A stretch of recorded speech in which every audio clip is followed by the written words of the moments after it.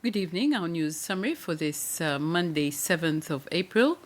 Parents will benefit from an increase in the assistance provided to children in childcare and registered with the Institute for Early Childhood Development from the 1st of this month. This is part of the new ICD policy. ICD's chief executive, Shirley Shopi, and officials of the Institute gave more details during a press conference this morning. A total of 191 children will benefit from this assistance. 105 childminders out of 121 are registered with ICD. 82 childminders will be able to take 2 children and 19 will be able to accept 1. 16 childminders are not eligible to accept more children because the space that they have does not meet the criteria. The ICD says the new policy will bring more benefits to parents. Effective 1st of April 2025, the childminders minding 5 children will be qualified to enroll another child in the service. And likewise, for those minding up to 10 children, will be eligible to mind another 2 children.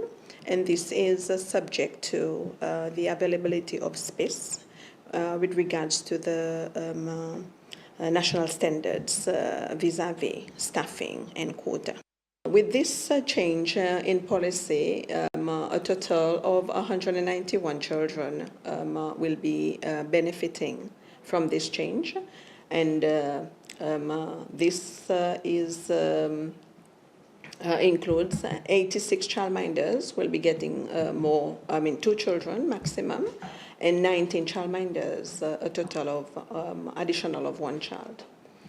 And with regards to the total number of childminders registered who will be benefiting from this change, it's 105 registered childminders, and this is out of 121 childminders registered with ICD as of to date.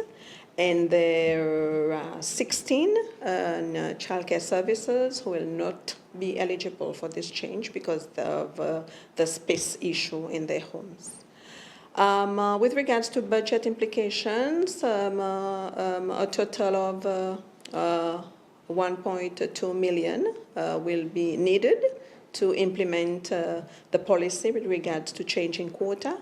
And also, as for the 7% increase in minimum wage threshold, the childminders also will be getting an increase in their assistance, and ICD will require a total of 466,000 rupees to effect the change as from April to December 2025. So we believe at ICD that this policy has come at an opportune time, whereby some parents are getting a lot of difficulty to enroll their child in a registered childcare because there's more demand than supply in our country. And we feel that this will benefit the parents, and so that they can enroll their child in a registered service and also benefit from the financial assistance offered by the Institute. The Minister of Education, Dr. Justin Valentin, is calling on all schools to follow in the course of Pralin Secondary School in giving students the opportunity to do any IGCSE subject core level in S4 rather than S5 if they prove to have the ability. Last year, 11 S4 students of Pralin sat for the IGCSE core in maths. 10 of them got a C, the highest grade in IGCSE core, and one amongst them with a 100% score. Minister Valentin was on a visit at the school to discuss with the current S5 students on how the ministry can facilitate their educational travels to Mahe.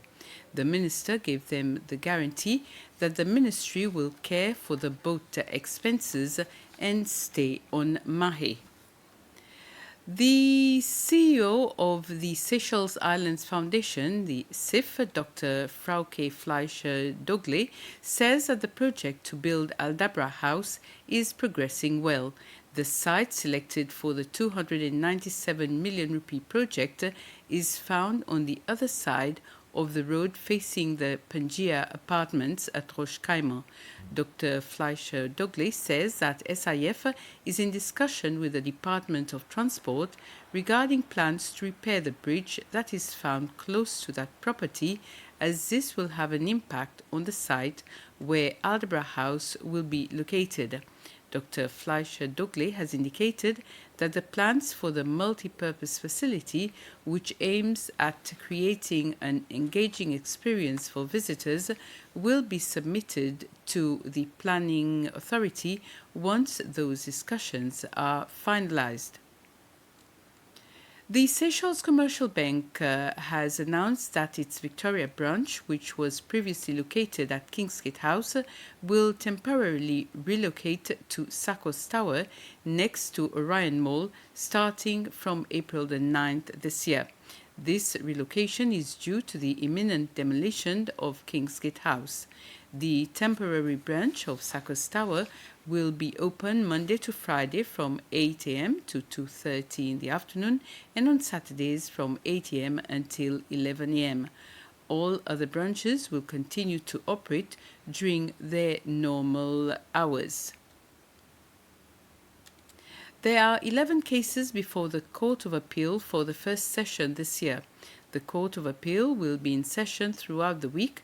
It will hear more than 10 cases, including one involving a Brazilian woman challenging her 26-year prison sentence for the importation of 2.5 kilos of cocaine, and another concerning the case of Intelvision's broadcast of African Nations Cup football matches in 2019 without permission, and that the Supreme Court ordered that it pay MultiChoice Africa more than $60,000.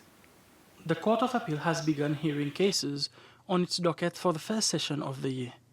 A total of 11 cases have been listed, of which 3 are criminal cases and the other 8 civil. Amongst them is a Brazilian woman, Tamires Souza Herbert dos Santos, who was sentenced to 26 years in prison in October last year for the offense of importing drugs. On June 29th last year, she was arrested with a little less than 2.5 kilos of cocaine in some clothes in her luggage.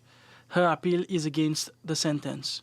There is also the Valabji couple, Mukesh and Laura, who are representing telecommunications company Intelvision in a case concerning South Africa-based MultiChoice Africa.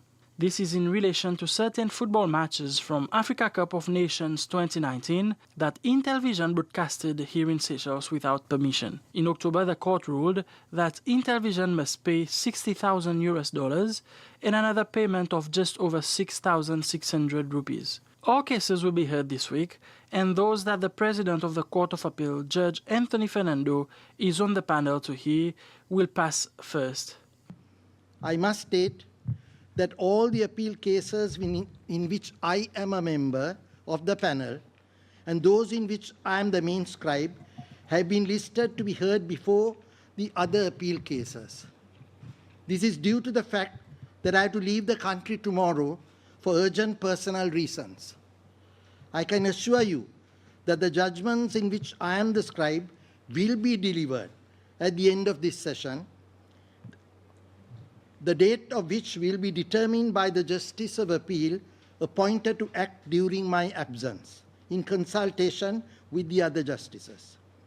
As you are aware, it is a function of the Constitutional Appointments Authority under Article 124 1B to propose to the President the name of one of the Justices of Appeal who shall act during my absence. The appeals court is expected to rule in these cases later this month.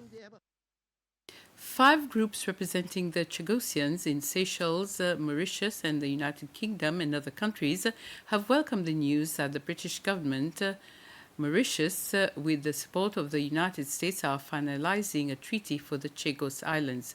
This treaty will allow Chagosians to return to their home islands and will also provide a new common financial fund and other support and benefits for Chagosians. Pierre Prosper, the chairman of the Seychelles Chagosian Committee, says that according to their latest statistics, there are about 1,100 Chagosians living in Seychelles, and he says that there may be more. President Wavell Kalawan will hold the first live presidential press conference for this year with local media outlets and journalists this coming Wednesday, the 9th of April at 5:30 p.m. The press conference will be broadcast live on SBC2, Radio Sicile and YouTube. And with this, we come to the end of this news summary for this evening. Have a very pleasant evening.